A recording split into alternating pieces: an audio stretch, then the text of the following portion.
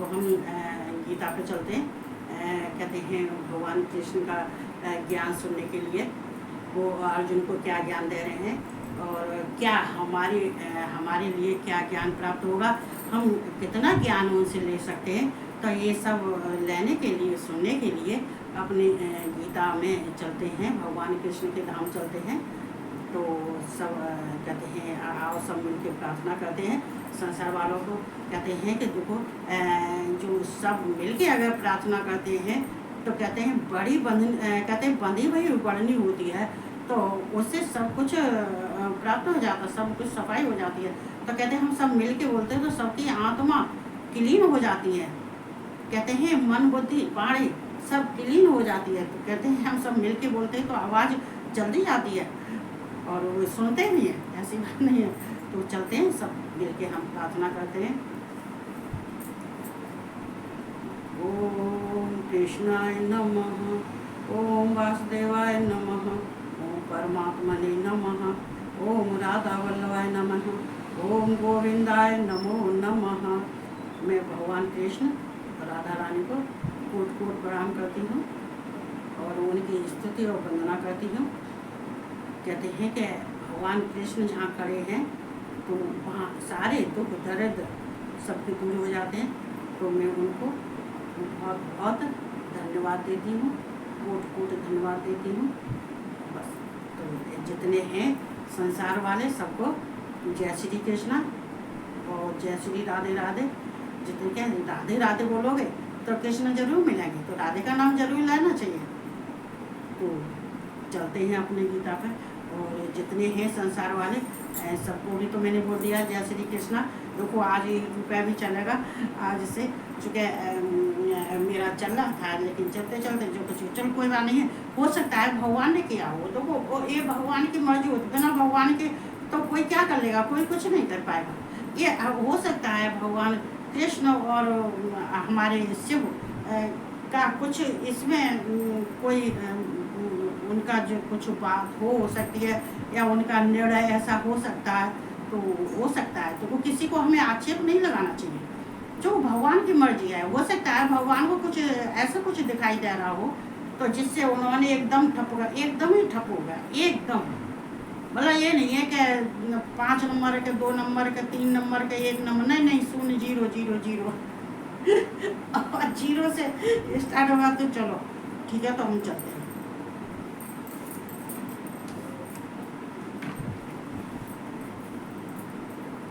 देखो पहली बात तो ये है कि गीता को कहते हैं शुद्ध पवित्र होके एक चित्त एक कहते हैं एकांत में बैठ के जो गीता का पाठ करता है और जो गीता के ज्ञान लेता है तो उसको कहते हैं कभी ना तो वो भय रहता है और ना ही उसके शत्रुओं का डर रहता है, ना किसी बात का भय रहता है और उसको भगवान की प्राप्ति हो जाती है। जो कहते हैं कि शुद्ध, तो मैं पूजा करती हूँ, शाम की नहा धो के करती हूँ, मैं दोनों टाइम नहाती हूँ और दोनों टाइम नहाती हूँ। सर्दियों में कभी कभी बाई चांस चल जाता है तो वो एक अलग बात है, लेकिन गर्मियों में तो बाकी में मैं 2 टाइम नहाती हूँ। नहाने के बाद में तब मैं पढ़ती हूँ, तब इसको सुनाती हूँ।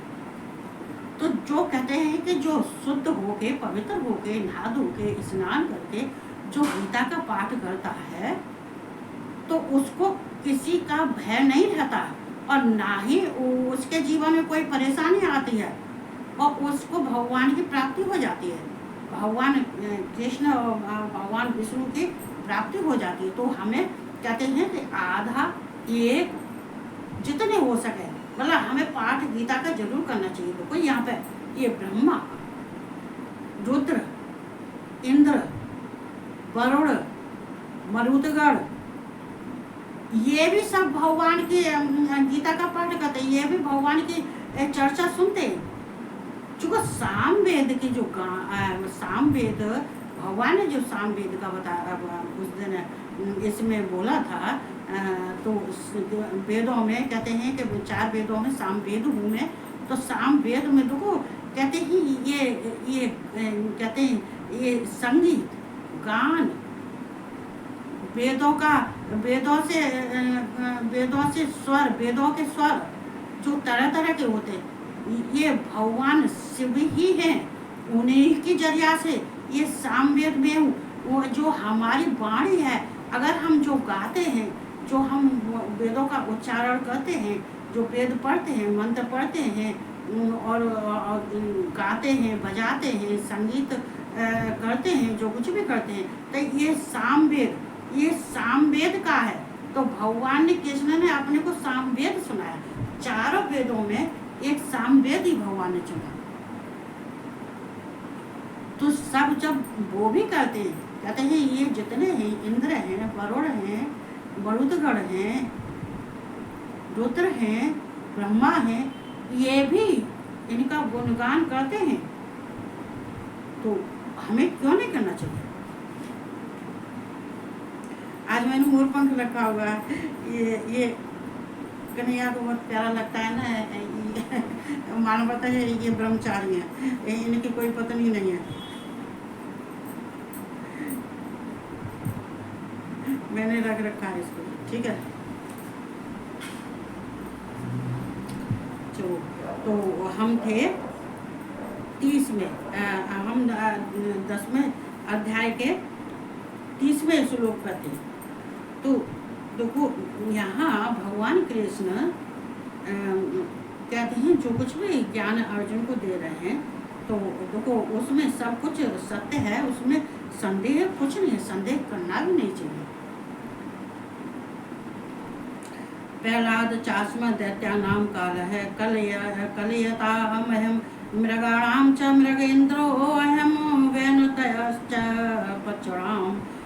देखो यहाँ कृष्ण भगवान कह रहे हैं मैं दैत्यों में, देखो ये 10वें अध्याय में भगवान ने अपने विभूति का ही वर्णन किया है, मतलब अपना ही स्वरूप का वर्णन किया है कि मैं वृक्षों में कौन हूँ, अश्वसर्वा घोड़ा में कौन हूँ, मतलब उच्चसर्वा घोड़ा में कौन हूँ, वो सब मैं दैत्यों में प्रहलाद और गणना करने वालों का समय हूँ।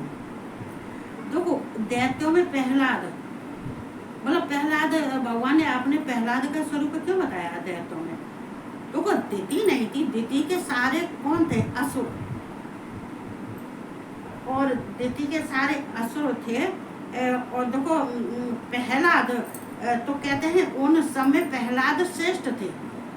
प्रहलाद को गर्व से ही ज्ञान था, नारद जी ने जो ज्ञान दिया था तो प्रहलाद को वो ही ज्ञान था। तो ये भगवान का ही स्वरूप थे। भगवान के स्वरूप कहते हैं राक्षसों के, जहाँ भगवान इसलिए प्रकट होते हैं कि ये राक्षस कुल को, इनका कुल बदल जाए और इनका संहार करने के लिए तो भगवान कभी कभी वहाँ पे भी उत्पन्न होते, वहाँ भी पैदा होते हैं जो है।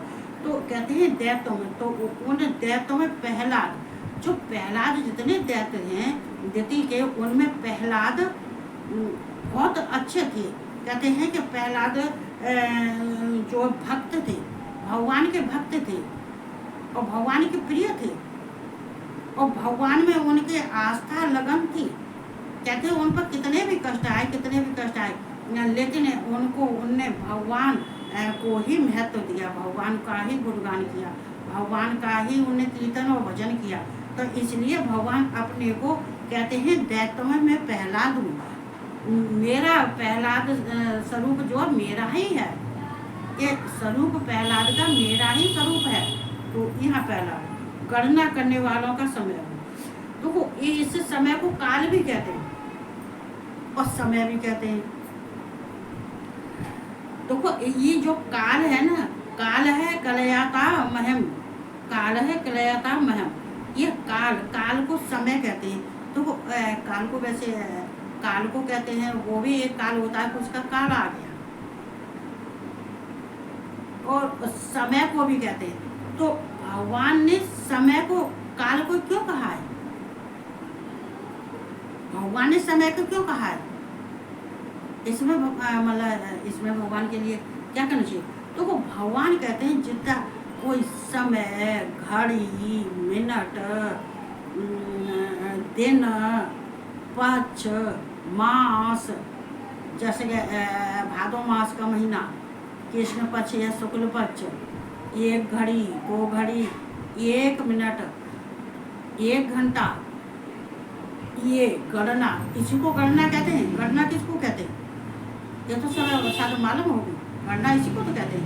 1 मिनट, 1 घंटे, 1 पक्ष कहते हैं, 2 पक्ष कहते हैं, मास भाद्र मास से कहते हैं, कार्तिक मास जो कुछ हो मास जो गणना करते हैं ना।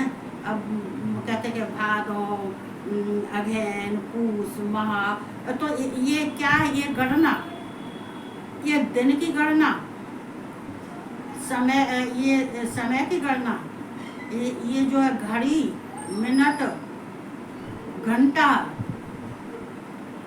महीना, दिन, तो ये इसको काल कहते हैं। इस काल को समय कहते हैं। तो कहते हैं कि इन सब में मैं समय हूँ। चूंकि ये समय किससे होता है, ये भगवान से होता है कि मैं समय हूँ। समय को मैं ही समय को चुनता हूँ। कहते हैं समय बलवान होता है, तो मैं वो समय हूँ। तो भगवान ने अपने, कृष्ण ने अपने स्वरूप को समय बताया है। तथा पशुओं में मृगराज, सिंह और पक्षियों में मैं गरुड़ हूँ। तथा मैं पशुओं में मृग हूँ। देखो कहते हैं सिंह और पक्षियों में मैं गरुड़ हूँ।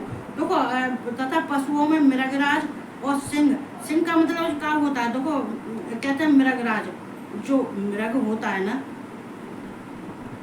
तो वो सब कहते हैं कि सब पशुओं का राजा होता है वो, और सबसे श्रेष्ठ होता है। तो भगवान ने अपना स्वरूप दिया है। और सिंह से जितने कहते हैं कि जितने भी उससे नीचे गीदड़ होते हैं, सियार होते हैं, जो हुए जितने भी सब नीचे होते हैं, उससे सबसे सिंह ऊंचा होता है, बनकर राजा होता है सिंह। तो अपने स्वरूप को उन्होंने सिंह बताया। और पक्षुओं में मैं गरुड़ हूँ। पक्षुओं में जो पक्षियों में गरुड़ हूँ। देखो ये भिन्नता के जो जितने पक्षी, जितने ही उनके पक्षी थे, जो कुछ भी थे, लेकिन उनमें गरुड़ सबसे श्रेष्ठ थे, जो वो भगवान को बहुत प्रिय थे। और भगवान का वाहन भी गरुड़ था।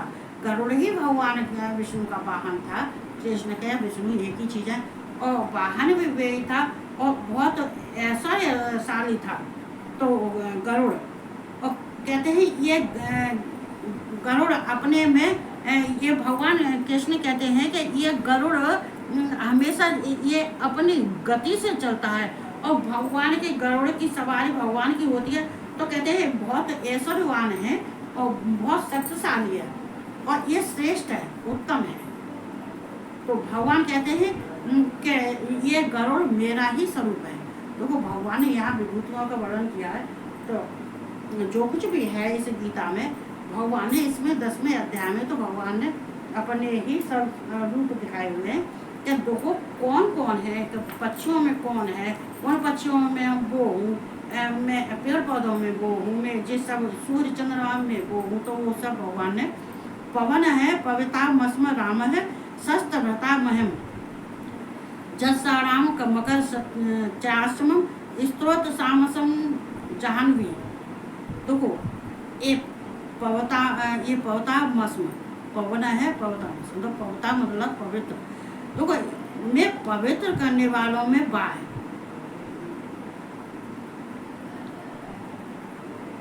मैं पवित्र करने वालों में वाय हूँ। देखो ये वाय क्या होती है कि जे वाय जो होती है, जो पवित्र वाय होती है, तो वो वाय कई तरह की चलती है। तो वाय जब चलती है तो कहते हैं गंध को भी उड़ा के ले जाती है, सुगंध को भी उड़ा के ले जाती है। और वाय में, और वाय की गति धीमी होती है। मतलब वाय की गति वैसे तो तेज होती है, खूब तेज गति को ही पवता मस्म कहते हैं, तेज गति होती है। लेकिन तेज गति को यहाँ पे भगवान कृष्ण कह रहे हैं कि वाय की तेज गति से भी श्रेष्ठ मेरी गति शुद्ध और पवित्र है, पवता मस्म।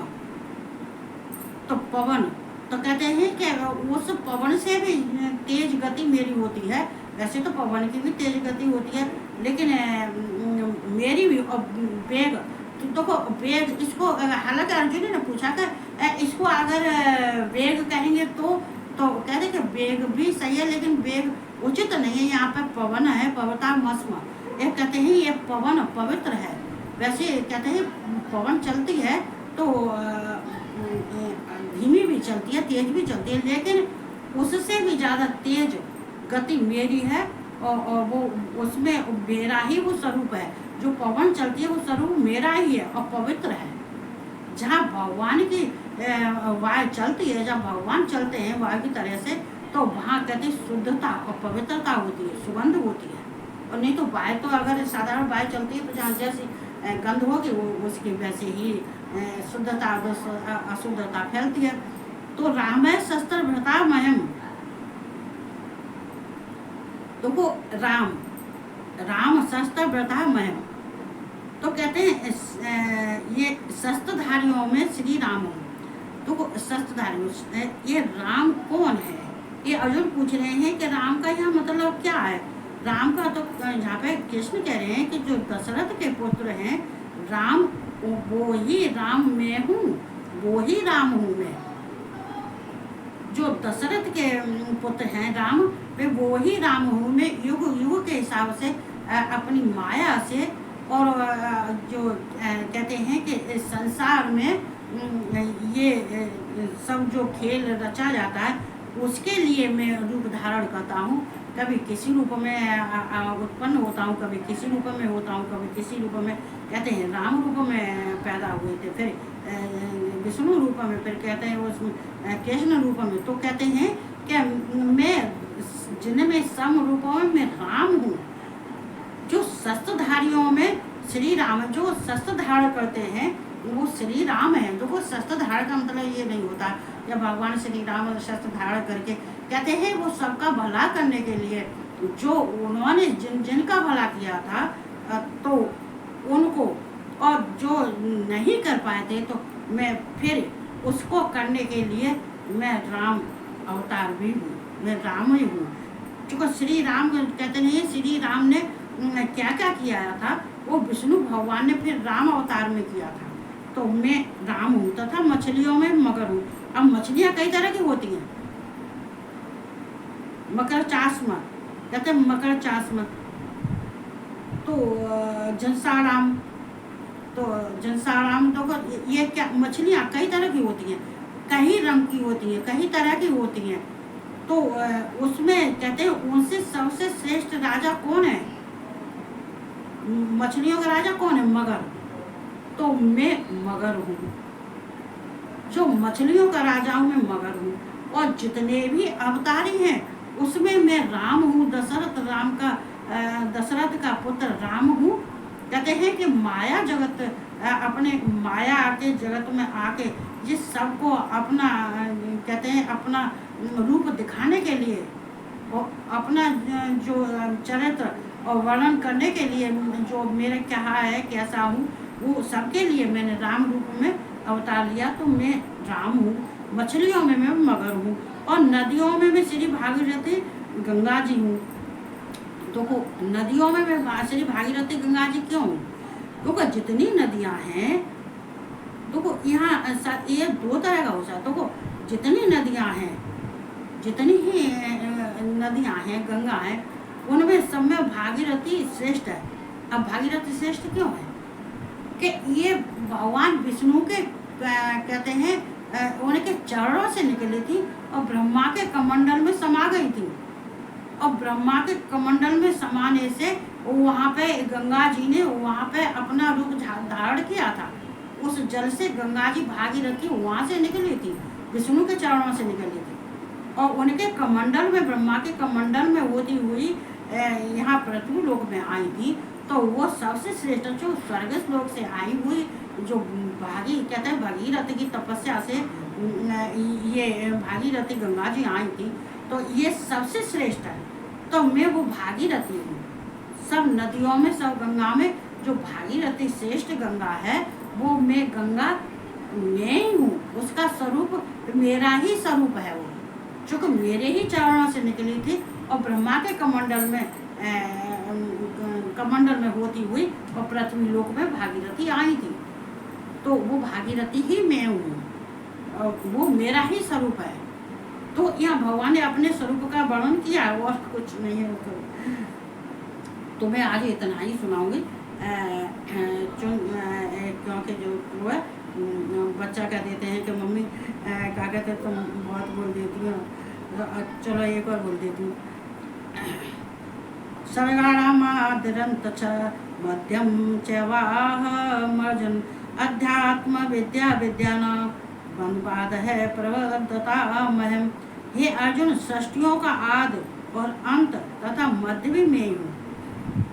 तो ये सर्गों को क्या कहते हैं? ये सर्ग, ये सृष्टि, सर्ग सृष्टि, चूंकि ये जो सृष्टियों का आद, जो कहते हैं कि जो सृष्टियों का आद, सृष्टि जो रची जाती है उसको सृष्टि की रचना करने वाला आदि और अंत और मध्य मैं हूँ। मैं ही सृष्टि की रचना करता हूँ, मैं ही पालन करता हूँ और मैं ही क्या कहते हैं अंत करता हूँ। तो मैं मध्य में मैं हूँ और आदि में भी, अंत में हूँ। मतलब सृष्टि जो होती है, जो रचना रची जाती है, जो सृष्टि की रचना होती है, जो सृष्टि का विस्तार होता है, जो ब्रह्मा करते हैं, तो वो उनमें कहते हैं कि वो मेरा ही स्वरूप है। जो प्राणी होते हैं जड़ और चेतन, तो यहाँ पे हम जड़ चेतन भी कह सकते हैं। यहाँ पे देखो ये सृष्टि का आदि जो सर्ग देखो, इसको हम सर्ग को, सर्ग में सब आते हैं, सर्ग में सब आते हैं। तो सर्ग में जड़ भी आते हैं, चेतन भी आते हैं। इसमें पेड़ पौधे सब संसार में जितने होते हैं, ये सर्ग का मतलब, सर्ग में तो जितने होते हैं, जड़ होते हैं, चेतन होते हैं। तो जड़ और चेतन मैं ही हूँ और मैं ही जड़ और चेतन में मैं ही रहता हूँ और जड़ और चेतन में मेरा ही स्वरूप है। ये संसार में तीनों लोकों में जहाँ जो वस्तु है वहाँ वो सब मेरा ही स्वरूप है। यहाँ जड़ और चेतन, जो सर्ग का मतलब जड़ और चेतन है, इसको सर्ग को तो जड़ चेतन कहते हैं। जो सर्ग का सृष्टि की रचना में तो जड़ चेतन, जड़ और चेतन सभी आते हैं। तो मैं वो हूँ। और विद्याओं में आत्मविद्या अर्थात ब्रह्म विद्या और परस्पर विवाद करने वालों का तत्व निर्णय के लिए किए जाने वाले का बाद हूँ। ये भगवान कृष्ण क्या करें, देखो ये मैं विद्याओं में आत्मविद्या हूँ। देखो ये विद्या अविद्या, ये विद्या क्या है? ये अध्यात्म विद्या, ये आत्म विद्या। आओ आओ आओ आओ आओ आओ आ जाओ, ये मेरा नाती है। तो कहते हैं मैं विद्या में अध्यात्म, तो जो आत्म विद्या होती है, तो मैं सबकी आत्मा हूँ, विद्या के रूप में मैं रहता हूँ, आत्म विद्या हूँ मैं। और कहते हैं विद्या और अविद्या हो, चाहे ज्ञान हो चाहे अज्ञान हो, मैं विद्या के जिसके आत्माओं में रहता हूँ, तो उसको ज्ञान भी मैं हूँ, विज्ञान भी मैं हूँ और ये ज्ञान भी हूँ, अज्ञान भी हूँ। चूँकि मैं आत्मा में रहने वाला मैं आत्म विद्या हूँ। तो कहते हैं ये विद्या में आत्म विद्या, जितनी विद्या है, तो वो विद्या है, अविद्या है, ज्ञान है, अज्ञान है, तो वो सब उससे वो मैं ही हूँ। चूँकि मैं आत्म विद्या में आत्माओं में रहता हूँ, अर्थात ब्रह्म विद्या और परस्पर। और ये अर्थात ब्रह्म विद्या देखो, इसी को तो ब्रह्म विद्या कहते हैं कि ये ब्रह्मा की विद्या है, ये ब्रह्म विद्या है। चूँकि जिसके आत्माओं में रहता हूँ, तब मैं ज्ञान भी हूँ, विज्ञान भी हूँ, विद्या भी हूँ, अविद्या भी हूँ और मैं ब्रह्म विद्या भी हूँ। और परस्पर विवाद करने वालों का तत्व निर्णय के लिए किया जाने वाला बात हूँ। तो परस्पर विवाद देखो, अगर किसी में विवाद होता है, ये वाद हूँ।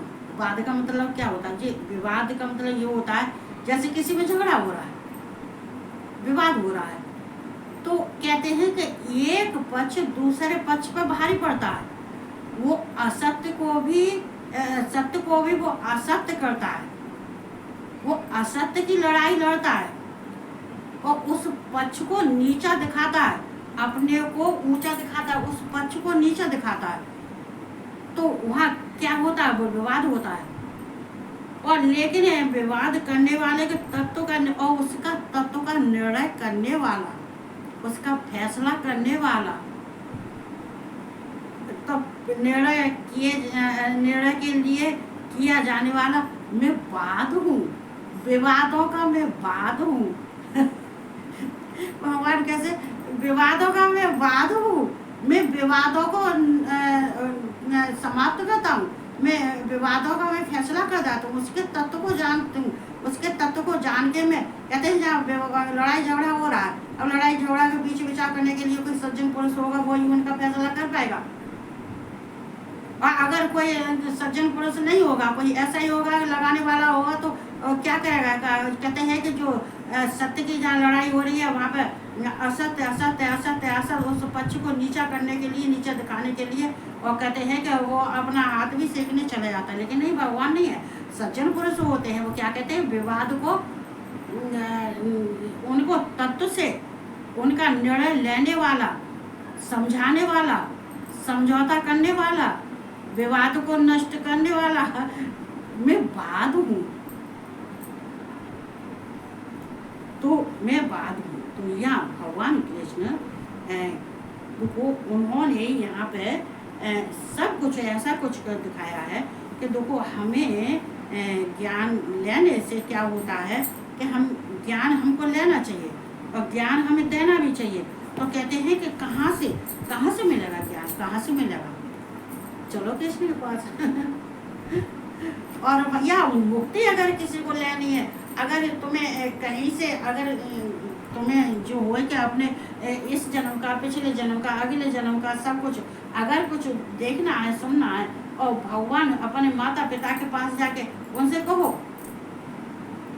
और ज्ञान लेना है तो भगवान कृष्ण से ज्ञान लेके और अपने माता पिता भगवान शिव और पार्वती के पास जाओ और उनसे समाधान करो जो है। तो कहते हैं ज्ञान, ये ज्ञान गीता, ये ज्ञान गंगा है। तो हमें क्या करना चाहिए, अब बताओ, मैं तो नहीं कह रहा है, देखो भगवान भगवान ने तो ये भी कहा है कि जहीं कहाँ कहीं लड़ाई होती है वो उसका फैसला कराने वाला, उसका निर्णय, तत्व से निर्णय करके, तत्व मतलब सब उनको समझाने वाला, सब उनका जान के उनको समझाना और उनको फैसला करवाना, तो उन सब से मैं वाद हूँ। ज्ञान, विज्ञान, विद्या, अविद्या, आत्मज्ञान, कहता आत्मविद्या भी मैं ही हूँ। तो भगवान कृष्ण से बस हम तो ये कहते हैं, देखो जैसा मुझसे आता है, देखो मैं कभी किसी पर ट्यूशन इसमें आया फेसबुक में कि गीता पढ़ने के लिए हम इतने बजे तक पढ़ाते हैं। देखो मेरे पहली बात तो मेरे पास टाइम नहीं है और मैं अपना ज्ञान यूज करती हूँ, मैं किसी दूसरे का ज्ञान यूज नहीं करती। मैं कभी जीवन में किसी को पढ़ी नहीं आज तक, और कभी जीवन में किसी से मैंने कुछ सीखा नहीं, ना ही मैंने गाना बजाना सीखा, ना मैंने ढोलक बजाना सीखा, ना मैंने नाचना किसी से नहीं सीखा। जो कुछ भी किया स्वतः ही किया, स्वयं ही किया। ये मेरी रुचि थी, सारे कामों में मेरी रुचि रहती है, सारे कामों में रुचि होती है, तो मैं अपने से ही करती हूँ। तो मैं जैसा कुछ कहती हूँ, बोलती हूँ, जब मुझे भी ज्ञान प्राप्त होता है। और कहते हैं ज्ञान प्राप्त होने के बाद मेरा कन्हैया भी खुश हो जाता है, कहते थे नहीं तो क्या था, अपने खा लेती हूँ, अपने घर का काम करती थी, बच्चों का काम कर लेती, करने के बाद थोड़ा बहुत पढ़ लेती थी, पूजा करती हूँ। पूजा तो मेरी बचपन से ही, वो तो मेरे जीवन में मरते दम तक खत्म नहीं होने थी, और ये बढ़ी गई, घटी नहीं। एक दरबार मेरा वो लगा हुआ है, एक मेरे हनुमान जी की चौकी लगी हुई है, एक जो में गणेश जी की चौकी लगी हुई है। उनके स्वस्थ वाचन से अथर्व शीश, गणेश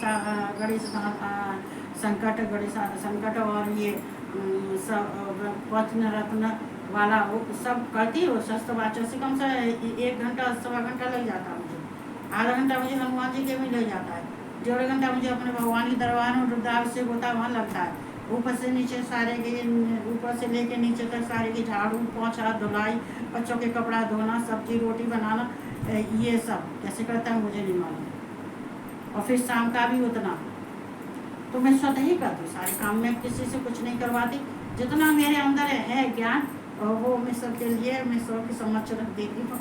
तो मैं बस इतना ही कहते हैं, मैं वाणी को विराम देती हूँ। और सब अच्छे से रहो, भगवान के साथ रहना चाहिए, ज्ञान लेना चाहिए, ज्ञान देना चाहिए और अपने सभ्यता से रहना चाहिए, व्यवहार को साथ रहना चाहिए। और हर देश को किसने किडनैप कर लिया है तो उनको भी जाके देखना चाहिए, किसने पकड़ लिया है उनको। चूँकि मुझे दिखाई नहीं दे रहे तो शायद उनके माँ बाप ने बांध के उनके घर में डाल दिया होगा कि चल पढ़ा जाए और इसी में जो है तो कोई बात नहीं है, अगर किसी को मालूम पड़ जाए तो उनको छुड़ा लाना। तो मैं सबको बस राधे राधे और जय श्री कृष्ण और गुड नाइट।